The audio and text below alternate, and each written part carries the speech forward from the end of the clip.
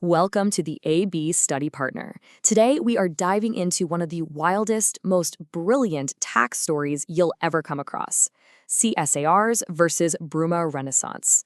Trust me, this isn't just some boring court case. It's a total masterclass in creative thinking that literally changed the definition of income in South Africa. Let's get right into it. So, let me ask you a question.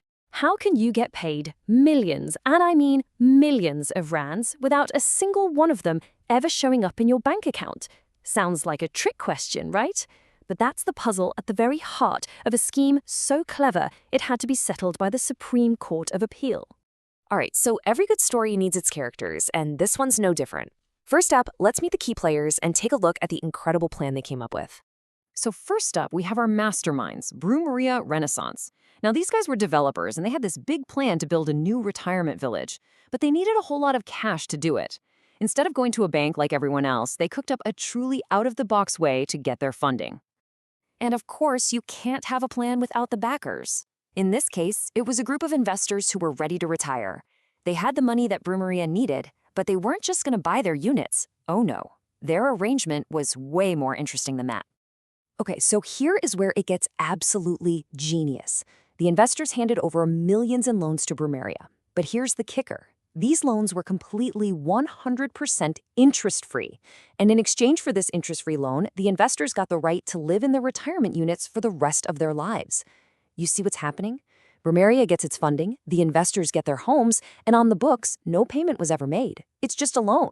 So clever. But hold on, if no actual payment was made, what did Brummeria really get out of this deal? This is where we have to dig a little deeper to find the real loot, because trust me, it wasn't cash. It was something way more valuable. Okay, think about it like this. If you or I go to a bank for a loan, we've got to pay back the money plus a ton in interest, right? But Brummeria, they only had to pay back the original amount. That right, the ability to use millions of rands for free without paying a single cent of interest, that was the real prize. It was their profit, just hiding there in plain sight. This whole thing boils down to a super important legal idea, quid pro quo. It's just a fancy Latin way of saying something for something. You see, these investors weren't just being nice guys. They gave that interest-free loan in exchange for the right to live in the village. It wasn't a gift, it was a trade. And that's the key to this entire case. Now, a scheme this slick wasn't going to stay under the radar forever. And you know who the detective is in the world of South African finance? Yep, it's always the South African Revenue Service, SARS. You can almost hear the conversation going down at SARS headquarters, can't you? Someone looked at this and said, wait a minute, that right to use all that cash interest-free?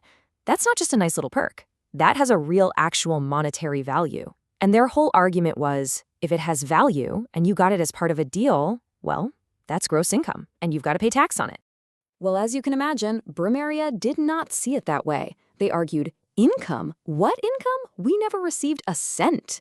This disagreement was so fundamental, it just had to be settled in court. And that set the stage for the final showdown. And when the Supreme Court of Appeal weighed in, they broke it down so clearly. First, they said, yep, that right to use the loan capital for free is definitely a benefit. Second, they said you can actually put a rand value on it. It has an ascertainable monetary value. Third, and this is a big one, it doesn't even matter that you can't sell that right to someone else. And finally, the value isn't what Brummeria thought it was worth, it's what a reasonable person would say it's worth. And that last point created this game-changing rule we now call the objective test. It's not about what the benefit is worth to you personally, that's subjective. It's about what it's worth out there in the real world. What would someone in the open market have paid for that same advantage? That's its value for tax. Okay, so the court basically dropped a bomb. Yes, this thing has value. But they left one massive question hanging in the air. How on earth do you actually calculate that value? This opened up a whole new can of worms and led to a brand new rulebook. Seriously, the judges confirmed the benefit was taxable and then just dropped the mic.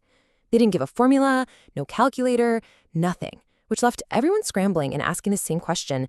Okay, great, but how many rands is this thing actually worth? So SARS had to step in and provide some clarity. They released what's called Interpretation Note 58, which basically said, hey, that Brummeria principle, it applies to all these kinds of non-cash benefits. But they also said every case can be unique. And this is super important. The responsibility, the burden of proof, is on you, the taxpayer, to prove your valuation is fair and appropriate. To make things simpler for everyone and to avoid endless arguments, SARS eventually came out with Binding General Ruling 8, or BGR 8. You should think of this as the official rulebook. It lays out the exact method for calculating the value, which takes all the guesswork out of the equation. And for all you students out there, listen up, because this is probably the single most important takeaway from that ruling. This calculation, it is a once-off thing. You calculate the value one time, as a big lump sum, and you include it in your gross income in the very first year you get the right. It's not something you do every single year. Make sure you get that locked in your brain. And that really brings us to the huge impact of the Brummeria case. It cemented this idea that income doesn't have to be cash in your hand. It can be any benefit that has a real monetary value, which leaves us with a pretty big question, doesn't it? What other freebies out there in the business world aren't really so free when the taxman comes knocking? Thanks for tuning into the AB Study Partner. We'll catch you in the next explainer.